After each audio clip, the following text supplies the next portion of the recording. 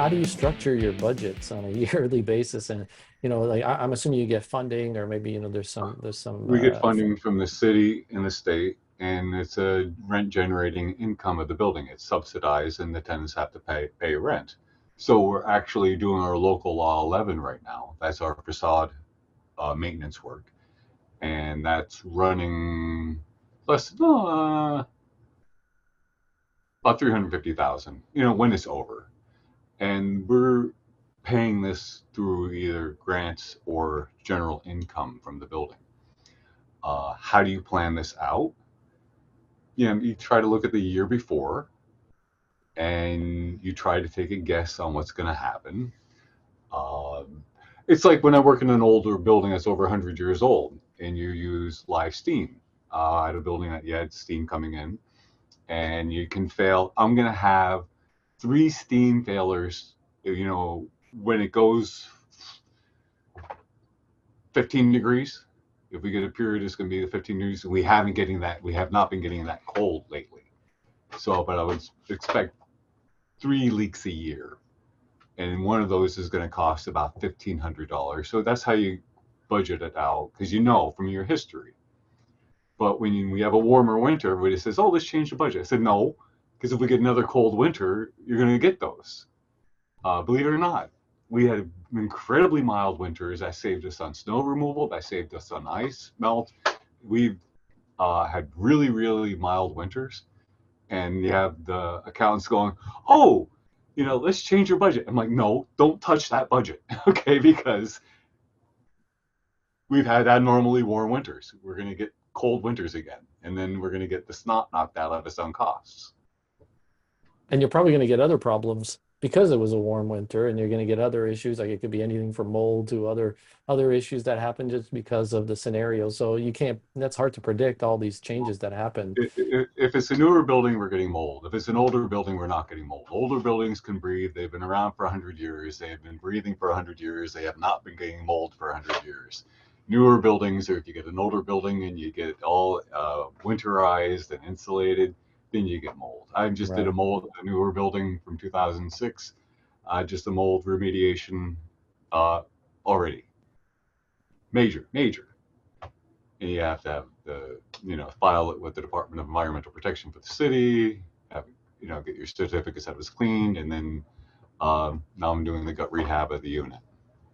So it blows my mind that you're doing all of this. Like, how many locations is it for you? Like, are you overseeing just the Right one, or is now, there multiple? at this point, one, two, three, four, five. Wow. And But before, during the height of COVID, it was like 20. and so what happened after that? Like, it just divested Well, those during when facilities. just before COVID, like just before COVID, I was at this job where I'm at right now, and I was offered another job, and I went, and they offered good money. So I turned my resignation for the job I'm currently at, saying I'm going to accept another job, and the job I'm currently at saying, "Well, we'll match you." I said, "You can't match me," and they're like, "Why?" And I told them the amount, and they go, "We can't match you, but we're not going to let you to leave." I'm like, "Why?" "Well, we'll keep you any way you want at the same pay as long as you continue working for us." So I worked both places at the same time. And then my wife passed away about a little over a year ago. And I'm a single parent. And working two jobs at the same time was just too stressful and really killing me. I loved the pay, but I just couldn't do it physically and mentally anymore. So I said to this job, I was just I gotta make a decision. I have to choose one job, and they go, "We're gonna offer you this if you stay with us." And I'm like, "Sure." So I stayed here. Wow.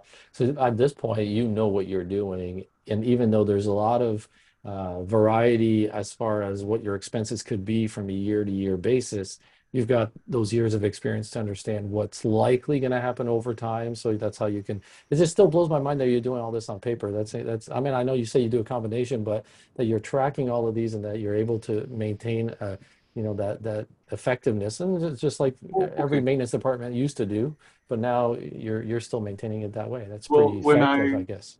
when I was growing up, everybody had black and white TV. Nobody had an answering machine. I saw the development of answer machines. I saw the development of VCRs. And then it was like, oh, a computer. My friend has a computer. How much it costs? Thousands. I'll never afford a computer. Okay. I evolved with everything. So I was doing everything without computers beforehand. So that's why I do a hybrid. Because I still like coming in and seeing it. Okay. On my Yeah. computer. Yeah, no, that's amazing. And I Oh, think you could probably give a course on it.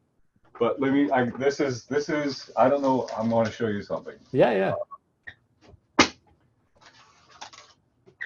I get a lot of apartment buildings, fire department inspections, housing preservation development, Department of Homeless Services inspections, and the worst ones are the fire department.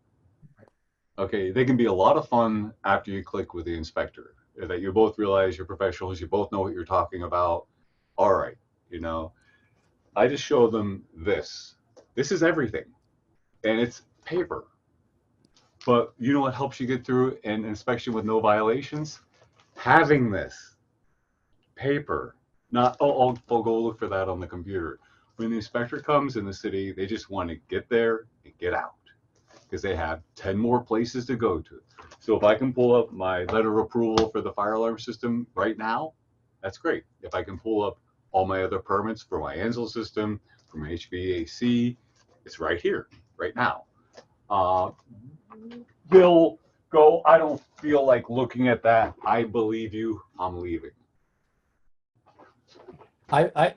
It's funny you say that because I've seen it time and time again. Like that is the biggest obstacle has been with the fire marshals as far as them still wanting, like you said, to just go through paper. A lot of the stuff requires a signature. So you actually, these are the people that were executed on this particular task that they need to see. So you require that process. And like you said, building that relationship with your fire marshal inspector is the key so that you develop that mutual relationship together. So how often do you get a new person? I like the old timers. They know exactly what they're doing. The newer inspectors are not as savvy. You get one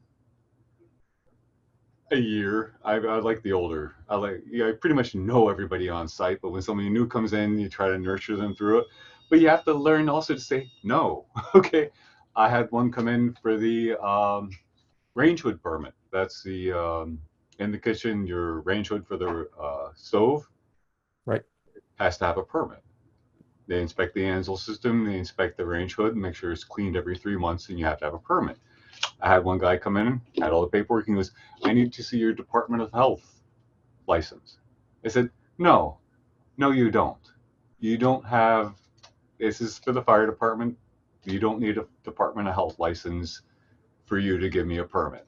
And I held my ground. There was no point for him even to see that. It was not part of the fire code. It's part of the Department of Health. And he finally accepted it, that he wasn't going to get it, and gave us a permit. It's a good thing you knew what you were doing, you were talking about, so you were able to know when to say no. Some of the younger, like what would you say to a younger director dealing with the fire marshal that's asking for stuff like that? How would they Well, know what in they're in New supposed to York do? in New York City, a FDNY inspector can create his own code on site. So if he insisted on seeing it and was going to give me a violation, I'd have to show it to him. Hmm. They always win. The fire inspectors always win. But it's nice to give a little pushback. If he said, I'm going to give you a violation, I would have showed it to him. But I made a point that he didn't need it. So, but yeah, you'll never win. You will never, ever win with a fire inspector.